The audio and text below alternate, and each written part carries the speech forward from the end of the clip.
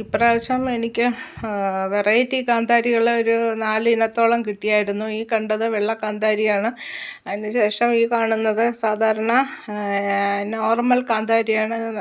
നല്ല എരിവാണ്. ആ വെള്ള കാന്താരിയെ അപേക്ഷിച്ച് ഇതിന് ഭയങ്കര എരിവാണ്. വെള്ള കാന്താരി ഹൈബ്രിഡ് ഇനത്തിൽ പെട്ടതാണ്. ഈ കാന്താരി സാധാരണ ഇനമാണ്.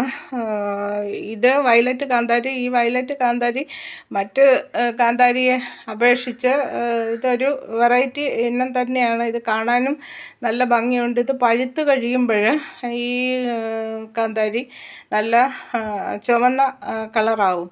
ഇതും കറിക്കൊക്കെ ഇട്ടാലൊരു പ്രത്യേക സ്വാദാണ്.